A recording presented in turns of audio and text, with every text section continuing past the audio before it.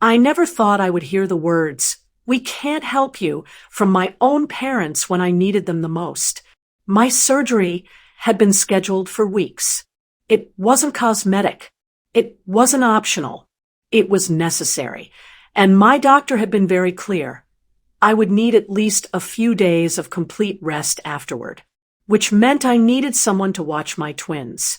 They were 4 years old, energetic, curious, impossible to manage from a hospital bed. I didn't ask my parents casually. I asked them carefully, respectfully, weeks in advance. Just 3 days. I said, "I'll arrange everything. Food, clothes, toys. You won't have to do much." My mom sighed loudly over the phone. "You know, we're tired at this age." My dad added, "You chose to have kids. That responsibility is yours." I paused. "I'm not asking you to raise them. I'm asking for help during surgery." Silence. Then my mom said something that I will never forget. "We don't want to be bothered with toddlers right now." Bothered? Hey, if you enjoy my content, please subscribe and hit the bell. Your support means everything and helps me keep creating. Thank you so much. I looked at my twins playing on the carpet, laughing, completely unaware. Bothered. I didn't argue. I didn't beg. I said, "Okay, I understand." And I hung up. That night, I didn't sleep much. Not because of fear of surgery, but because something inside me had shifted. A quiet realization that when life truly tests relationships, words disappear and priorities show. I called a babysitting service. Expensive, professional, reliable. I arranged everything myself. The morning of the surgery, I dropped the twins off with the sitter. They hugged me tightly, not understanding why Mommy looked nervous. "Be brave," my son said. I smiled. "You too." The surgery went well, but the recovery was painful. The first night, I couldn't even sit up without help. I lay there staring at the ceiling, thinking about the call with my parents. I didn't feel anger. I felt clarity. 2 days later, my grandpa called. "How did it go?" he asked. I told him everything. Not dramatically, just factually. There was a long silence on the line. Then he said quietly, "They refused to help you?" "Yes." "With the twins?" "Yes." Another silence. But this one felt heavy. "I'm coming over," he said. He arrived the next morning at my apartment, walking slowly with his cane, eyes sharp with something I had never seen before. Disappointment. Not in me. In them. He sat beside my bed, held my hand, and asked, "Did you really ask them for help?" "I did," I said, "and they said no." "Yes." He nodded slowly, like he was confirming something to himself. "Call them," he said calmly. "Why?" "Just call them. Put it on speaker." I hesitated, but I did. My mom answered cheerfully. "How are you feeling?" Grandpa leaned forward, and that's when everything changed. My mom's voice was light on the phone, casual, as if nothing unusual had happened. "How are you feeling?" she asked. Before I could answer, Grandpa spoke. "She's in pain," he said, calm but firm. "And she arranged everything alone. Because you were bothered." Silence. I had never heard my mother go quiet that fast. "Dad, that's not what we meant," she started. "That is exactly what you meant," Grandpa interrupted. His tone wasn't loud. It was controlled, precise. Your daughter needed help during surgery, not a vacation, not a favor. Help. And you refused. My dad's voice came into the background. "We thought she had other arrangements." "You thought wrong," Grandpa said, "and you didn't ask." I lay there, listening, not speaking, not interfering. For once, I wasn't defending myself. Someone else was seeing it clearly. "You too have forgotten what family is," Grandpa continued. "When she was a child, you couldn't sleep if she had a fever. Now she goes into surgery, And you say you're tired of toddlers? No one answered. I'm ashamed, he said quietly. That word hit harder than shouting ever could.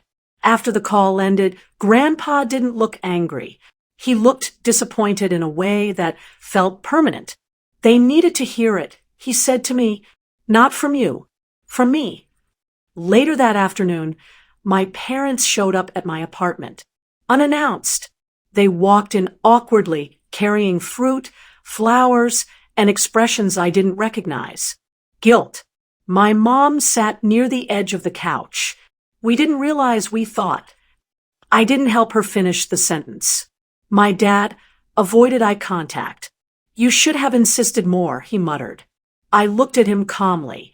I asked once. That was enough. They stayed for an hour. The conversation was stiff, uncomfortable. For the first time in my life, they weren't speaking from authority. They were speaking from regret.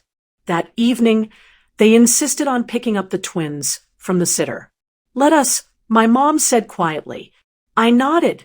When they brought the twins back, something had shifted. My parents weren't irritated. They weren't tired. They were gentle, attentive, almost careful, like they were seeing them properly for the first time. The next day, they came again. This time without flowers or forced politeness. Just food they had cooked and a silent willingness to help. My mom cleaned the kitchen. My dad played with the twins for hours. I watched from the couch, still sore, still healing, but noticing everything. They weren't doing this for praise. They were doing it because Grandpa had forced them to confront something they had avoided for years. Convenience had replaced care. And they had been exposed. A week later, I visited Grandpa to thank him. He waved it off. I didn't do anything special, he said. I reminded them who they're supposed to be. I smiled. They've been coming every day. He nodded. Good.